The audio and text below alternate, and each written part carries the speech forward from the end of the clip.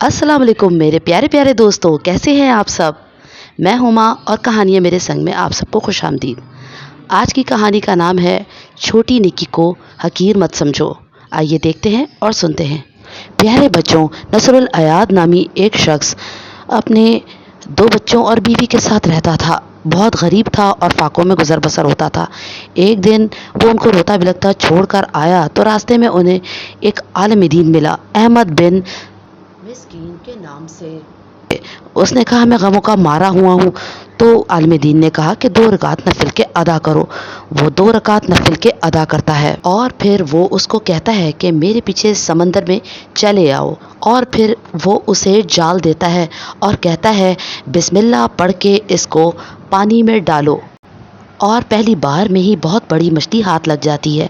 वो कहता है इसको बाज़ार में जाके बेचो और उसके पैसों से जो तुम्हें मिले तुम वो अपने बीवी बच्चों के लिए ख़रीद लाओ। वो बाज़ार में जाकर बेचता है और उसके पैसे से आलू के पराठे और मीठे पराठे अपने बीवी बच्चों के लिए ख़रीदते हुए जा रहा होता है। सबसे पहले वो आलिम दीन के पास जाता है तो वो कहता है नहीं, तुम अपने बीवी बच्चों के लिए ख़रीदो। एकदम से वो रास्ते में जाता है तो उसको एक बूढ़ी औरत और बच्चा दिखते हैं। वो बहुत रो रहे होते हैं। वो अपने बीवी बच्चों का ख्याल करके सोचता है कि नहीं, इनको दे देना चाहिए। बच्चा मुस्कुरा रहा होता है और औरत की आंखों में आंसू होते हैं। वो दुखी दिल से घर वापस जा ही रहा होता है कि एक मनादी करने वाला करता है कि अबुल नसर नामी शख्स कहाँ है। एकदम से उस भीड़ में से एक शख्स उस मनादी करने वाले के पास जाता है और कहता है, ये रहा वो शख्स अबुल नसर जिसको तुम ढूंढ रहे हो।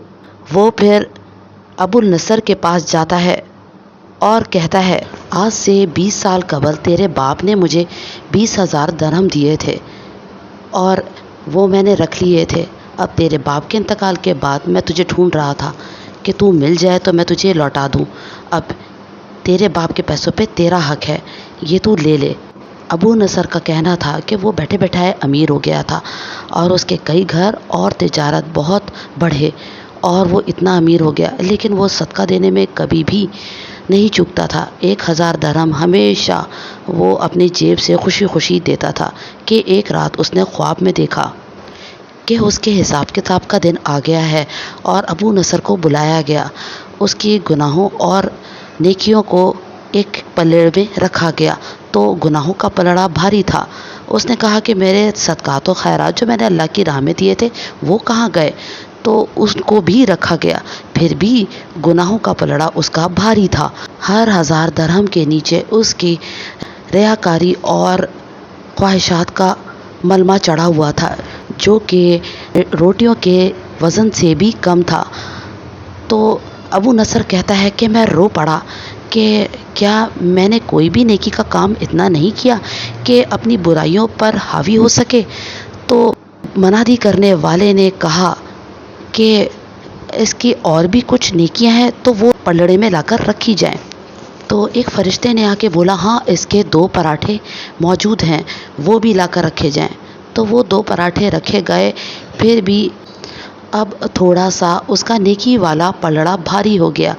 फिर भी उसकी बुराई का पलड़ा अब भी भारी था। जैसे फिर बोला गया कि अब भी कुछ रहता है इसके लिए। तो फरिश्ते कहा कि हाँ, उस बूढ़ी औरत के आंसू रहते हैं। तो उस बूढ़ी औरत के आंसू नेकी वाले पलड़े में लाके रखे गए तो उसके पहाड़ जैसा वज़न नेकियों का पलड़े भारी कर गया। और फिर उसने कहा कि अब भी कोई अमल इसका रहता है। तो फरिश्ते ने कहा, हाँ उस भूखे बच्चे के मुस्कुराहट उसकी रहती है। उस भूखे बच्चे की मुस्कुराहट लाई गई तो एकदम से नेकियों का पलड़ा बेइंतहा भारी हो गया और फरिश्ते ने कह दिया कि ए अबू नसर, आज तू निजात पा गया। एकदम से अबू नसर की आँख खुलती है तो वो कहता है कि मैंने उठते ही अपने आप को कहा कि ए अबू नसर, तुझे तेरे बड़े बड़े इलाकों ने नहीं, तेरे 2 पराठों ने तुझे बचाया है। प्यारे बच्चों, इससे हमें ये सबक मिलता है कि हमें بڑی بڑی نیکیوں پر مغرور نہیں ہونا چاہیے، چھوٹی نیکیوں کو حقیر نہیں سمجھنا چاہیے، اور ہمیں نمود و نمائش کے لیے نیکیاں نہیں کرنی چاہیے۔